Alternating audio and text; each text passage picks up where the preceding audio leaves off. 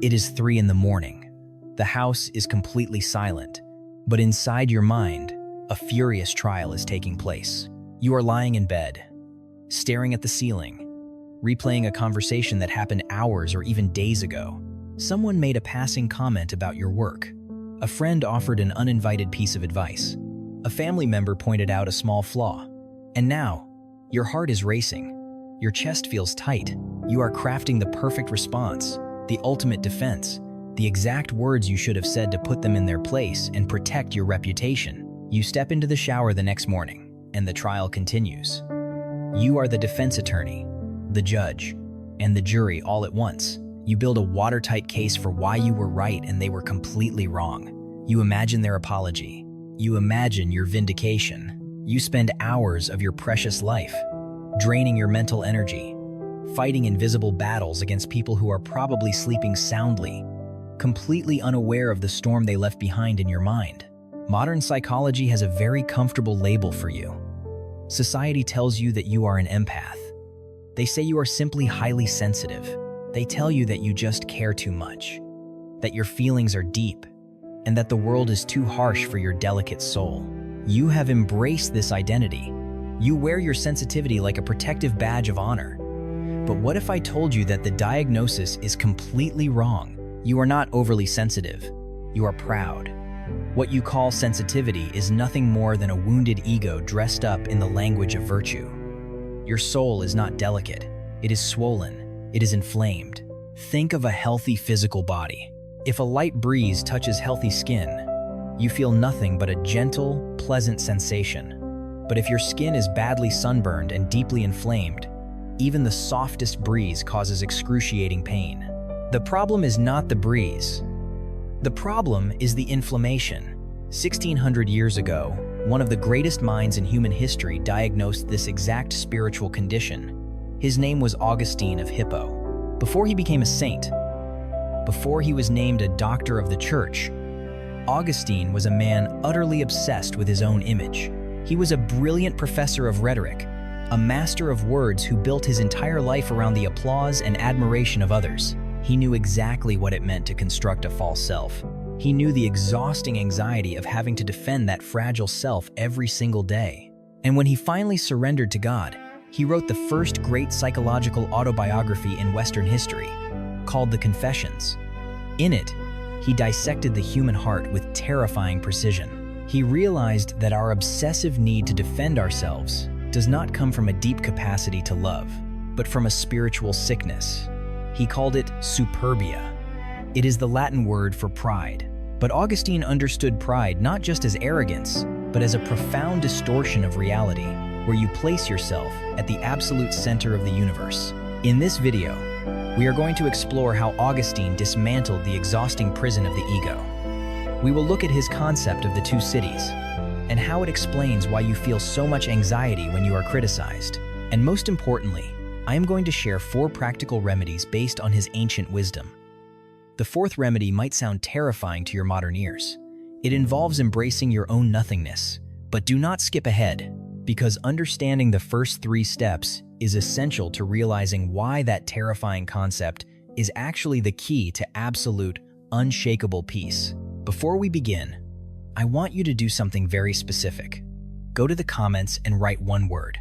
Just one single word. I want you to name the exact emotion you feel in your body the moment someone corrects you or criticizes you. It could be anger. It could be shame. It could be panic. It could be resentment. Name it honestly, because dragging that hidden emotion into the light is the very first step toward healing it. And at the end of this video, I will ask you to come back to that word and see if your perspective has shifted. If you are tired of carrying the exhausting burden of your own ego, hit the like button. Do not do it for the algorithm. Do it as a small, physical act of humility, an acknowledgement that you cannot fix this on your own. That tiny surrender is already the beginning of your liberation. And if you have not subscribed yet, make sure you do it now. This is a place where the ancient wisdom of the saints meets the bleeding wounds of modern life. We do not offer easy platitudes here. Real healing demands truth, and the truth often hurts before it cures. Now, let us go back 16 centuries to the shores of North Africa and discover what St. Augustine knew about your anxious, overthinking mind that the modern world has completely forgotten. Augustine lived in the 4th and 5th centuries. He was born in North Africa, a bright, ambitious young man in a Roman Empire that was slowly fracturing. The certainties people had built their lives on were crumbling all around them. Does that era of instability and cultural chaos sound familiar to you? But Augustine was not born a saint with a halo of perfect humility. For the first 3 decades of his life, he was deeply and painfully obsessed with his own public image. He was a brilliant rhetorician, which essentially means he was a professional speaker, a master debater, and a major influencer of his time. He moved to Carthage, then to Rome, and finally to Milan, chasing prestige, chasing wealth, and desperately chasing the approval of elite society. He built his entire identity on how intelligent and articulate other people thought he was. Every debate he won inflated his ego and made him feel powerful. Every slight, every criticism, or every intellectual defeat threatened to completely destroy him. He was a miserable slave to public opinion. When he finally experienced his profound conversion to the Catholic faith and became a bishop, he looked back at his own exhausting ambition. He diagnosed the exact root of his endless anxiety. In his monumental work called The City of God, specifically in Book 14, Augustine introduces a philosophical framework that completely changes how we understand human fragility. He divides humanity into 2 distinct spiritual cities, which are built by 2 distinct kinds of love. He writes that the earthly city is formed by the love of self, even to the contempt of God. He calls this condition in Latin, amor sui. The heavenly city, on the other hand, is formed by the love of God, even to the contempt of self.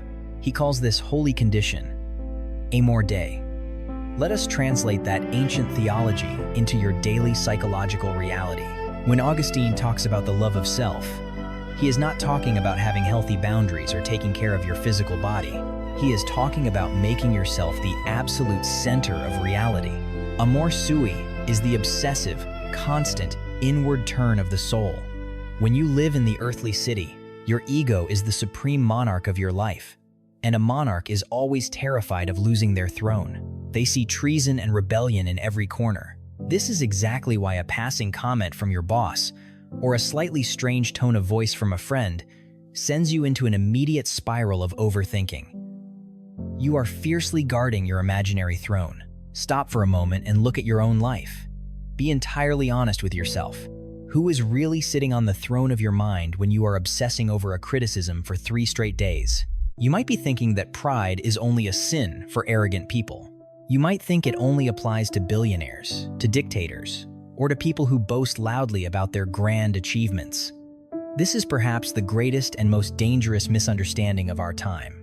We have been taught that pride is always loud. But Augustine understood that pride can be incredibly quiet. Pride is simply self-obsession. You can be the shyest, most introverted, most socially anxious person in the room, and still be deeply trapped in the spiritual sickness of pride. Why? Because you are constantly thinking about how you look, how you sound, and what others are thinking about you. Even in your silence, you are the absolute center of your own universe. Self-pity is very often just pride wearing a different mask. Overthinking is often just a bloated ego wearing the acceptable costume of anxiety. You are essentially telling yourself that you are so incredibly important that everyone else must be analyzing your every move. It is a house of mirrors. Everywhere you look, in every conversation and every interaction, you only see your own reflection. And when someone criticizes you, they are throwing a stone into your house of mirrors. The shattering glass cuts you deeply. Modern psychology has a scientific term for this exhausting state of mind. Researchers call it the imaginary audience. It is a psychological bias where you falsely believe that a multitude of people are enthusiastically listening to or watching your every move. Psychologists also talk about vulnerable narcissism, where a person is hypersensitive to rejection and constantly feels victimized by the world.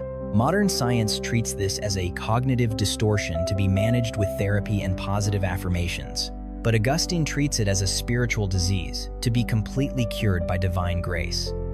He understood that when your soul is inflamed with amor sui, you lose your fundamental connection to reality. You become incredibly fragile. Remember the metaphor of the sunburn. The inflamed skin of your ego cannot handle the slightest friction of normal human interaction without screaming in absolute agony.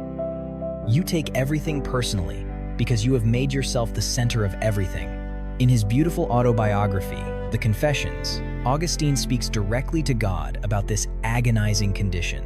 He confesses how he used to desperately seek the approval of men who were just as blind, just as broken, and just as confused as he was. He realized that depending on human praise is exactly like building a massive house on shifting sand. One day the crowd praises you, and you feel like a god. The next day they criticize you, and you feel entirely worthless. This emotional roller coaster is the direct, unavoidable result of living in the city of man. As long as you derive your core worth from the outside world, you will always be an emotional hostage to the outside world. Anyone with an opinion, anyone with a keyboard, anyone with a passing judgment holds the master key to your peace of mind. And that is a terrifying, exhausting way to live your life. You have been telling yourself a very comforting lie for a very long time. You tell yourself that you overthink every criticism because you have incredibly high standards. You tell yourself that you get deeply hurt because you are a passionate, caring person who gives everything to others. You convince yourself that your endless internal monologues, where you defend your actions to an imaginary jury, are just signs of a deep, reflective mind. But Augustine saw through that beautiful lie 16 centuries ago. Every time you replay a slight, every time you lose sleep over a passing comment, you are not being deep. You are drinking salt water to quench your thirst. You are feeding an ego that is desperately starving for absolute validation. You are demanding that the world see you exactly the way you want to be seen. And when the world refuses to comply, your inflamed ego throws a silent, agonizing tantrum. And before you close this video, before you think I am here to judge you from a pedestal, let me say this very clearly. I struggle with this too. We all do. This is not an accusation coming from moral superiority. It is a spiritual diagnosis that includes every single one of us. I know exactly what it feels like to have my peace of mind shattered by a single sentence. I know the exhausting weight of carrying a wounded, fragile ego.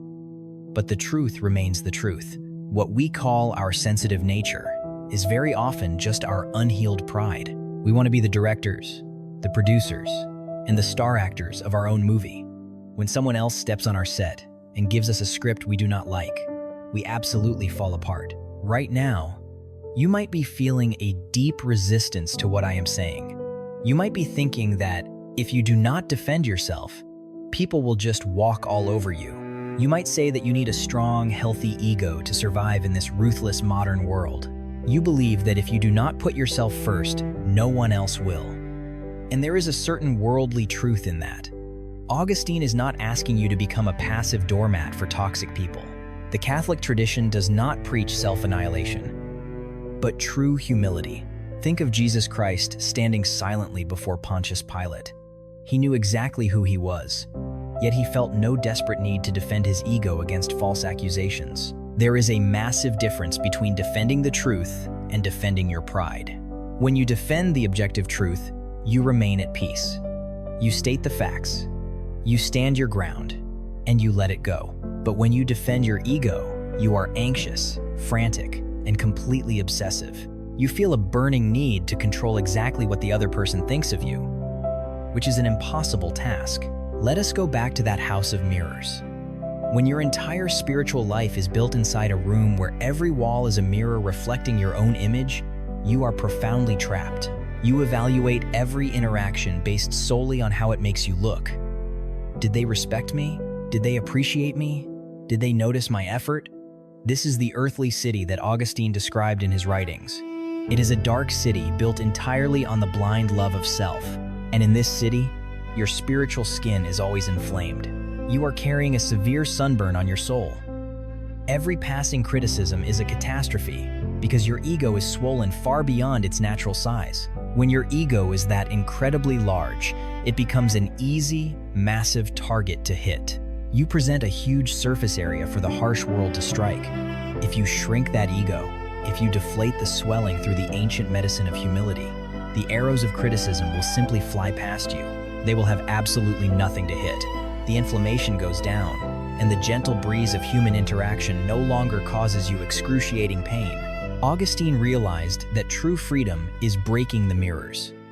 True freedom is stepping out of that suffocating room and looking up at the vast, open sky of God. When you stop obsessively staring at your own reflection, you finally begin to breathe.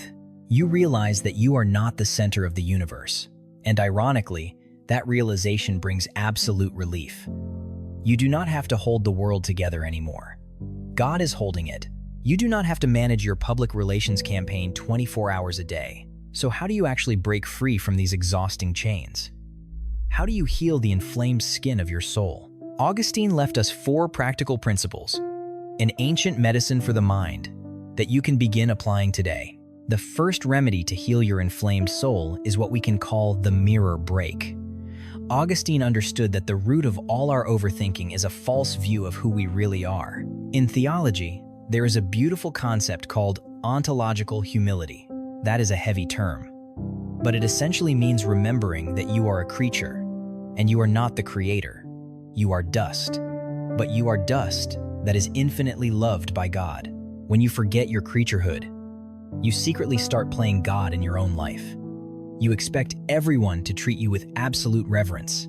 Think about the last time you received an email from a coworker that sounded slightly condescending. Your heart rate spiked. You immediately started typing a passive-aggressive response. Why? Because your inner God complex was offended. How dare they speak to me that way? To break the mirror, you must actively remind yourself of your absolute smallness. The next time you feel criticized, before you say a single word, say this silently in your mind. I am not the center of the universe, and that is a massive relief. I am a flawed creature, and I do not need to be perfect to be loved by God. The second remedy is the sacred pause. When someone touches your sunburn, your immediate physical reaction is to pull away or strike back. Your ego does the exact same thing. When criticized, your inflamed pride demands immediate defense. You want to interrupt them mid-sentence. You want to explain your intentions. You want to prove that you are right. Augustine teaches us that to cure the inflammation, you must stop feeding it. You must let the ego burn for a moment. Here is your practical instruction. The next time someone criticizes you, whether it is a family member or a stranger on the internet, you will not defend yourself for 24 hours. You will simply listen, nod, and say nothing. Let the burning sensation of the unhealed ego wash over you. It will be incredibly uncomfortable. You will feel a desperate urge to explain yourself. Offer that intense psychological pain to God as a small act of penance. That burning sensation is not the pain of destruction. It is the pain of the inflammation leaving your soul. It is the ancient medicine of silence doing its deeply purifying work. The next remedy might sound completely countercultural to our modern ears. Coming from a deeply proud Roman intellectual who became a canonized saint, it is the last thing you would expect. But do not skip ahead. You need to understand this to truly grasp why the final step is so powerful. The third remedy is the 1% rule. When we are living in the earthly city, the city of self-obsession, we demand perfect justice. If your spouse or your boss criticizes you, and 99% of what they say is completely unfair, your ego will focus entirely on that 99%. You will use their unfairness as a perfect excuse to dismiss the entire conversation. You will build a courtroom in your mind to prove how unreasonable they are. But true humility seeks the truth, no matter how much it hurts. The practice is simple but brutal. When you face an unfair attack, your job is to completely ignore the 99% that is false and search ruthlessly for the 1% that is true. Did you have a slight tone of arrogance in your voice? Were you a little bit careless in your work? Find that one single drop of truth, hold on to it, and accept it completely. Acknowledge it to the person who criticized you. Agreeing with your adversary breaks the house of mirrors instantly. It destroys the illusion that you are a flawless victim. Stop right now and ask yourself, when was the last time you actually admitted fault without attaching a single excuse to your apology? It is incredibly rare. And if this ancient diagnosis is illuminating a dark corner of your mind today, take a second to subscribe to this channel. Because here, we do not do surface-level content or easy positive affirmations. Here we bring the tough, enduring wisdom of centuries to heal the deepest wounds of today. This brings us to the fourth and most powerful remedy. Augustine knew that our desperate need to defend ourselves comes from an intense addiction to human validation. We perform for an imaginary audience. In our modern world, we post our meals, our relationships, and our achievements online, constantly begging the crowd to tell us we are valuable. To cure this addiction, you must starve it. You must practice the discipline of hiddenness. Jesus himself commanded us to pray in secret, to fast in secret, and to give alms in secret. This is not just a moral suggestion. It is a brilliant psychological intervention. When you do something good and someone praises you for it, your ego gets a quick, cheap hit of dopamine. But when you do something good and absolutely no one knows about it except God, you are building spiritual muscle. You are training your soul to survive without the applause of the crowd. Your practical step for this week is to do one genuinely good deed that remains entirely invisible. Pay for a stranger behind you in line. Do a chore that your spouse normally does, but do not leave any evidence that it was you. Donate money anonymously. If anyone finds out what you did, the medicine does not work. You must sit in the quiet, absolute silence of being unseen. At first, your ego will hate it. Your ego will scream to take the credit, but eventually, you will discover a profound, unshakable peace. You will realize that your worth is anchored in the eternal gaze of God, not the flickering, unreliable opinions of the world. When you combine these four practices, you begin to dismantle the exhausting machinery of your pride. You stop being the exhausted defense attorney of your own life. The swelling goes down, the sunburn begins to heal, and the cool breeze of reality no longer feels like a threat, but like the breath of God. We have journeyed deep into the human heart today. We have faced the hard, uncomfortable truth that what we often call our sensitivity is actually our untreated pride. St. Augustine showed us that living in the earthly city, obsessed with our own image, will always leave us exhausted, anxious, and terrified of the world. He understood that our constant overthinking is the direct result of putting ourselves on the throne of our own lives. But he also gave us the spiritual medicine required for the cure. We learn to break the mirrors by remembering we are loved creatures, not the creator. We learn to sit in the burning silence of the sacred pause when criticized. We learn to ruthlessly search for the 1% of truth in every unfair attack. And we learn the liberating, beautiful power of doing good deeds in absolute hiddenness. These are not just self-help life hacks. They are the ancient tools required to completely dismantle the suffocating prison of the ego. So I ask you a very direct question.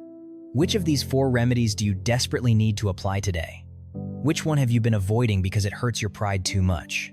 Do not let this video just be another piece of content you consume and forget. Knowledge without action is just another way to safely inflate the ego. Your real-world assignment today is to accept one single criticism, no matter how small, without a single word of defense. Let the swelling go down. Let the grace of God fill the space you normally reserve for your own arguments. Now, go back to the comment you wrote at the very beginning of this video. Look at that one word you typed. Write a second word directly underneath it.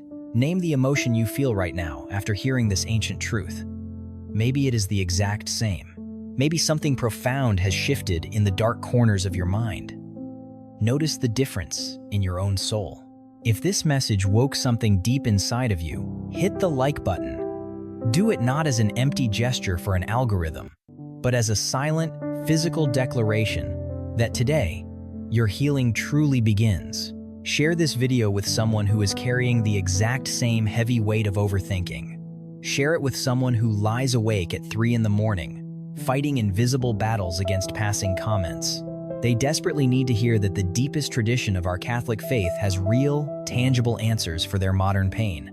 Not shallow platitudes, but real answers that demand real change. And subscribe to this channel if you want to continue this journey into the ancient wisdom of the saints. It is time to step out of the house of mirrors. It is time to stop letting every passing breeze cause you agonizing pain. When you finally stop obsessing over your own reflection, you will look up and see the face of a God who loves you perfectly, just as you are. The inflammation will completely vanish, and you will finally know what it means to rest. May Saint Augustine of Hippo intercede for you. May you find in his brilliant wisdom a light for your own dark mind. And may you always remember that you are deeply loved, so you no longer need to defend yourself. This has been Soul Diagnosis, a refuge for your ancient soul, a place where the wisdom of the saints meets the wounds of today, where truth is spoken even when it hurts, where healing begins not with easy answers, but with honest ones. Welcome home.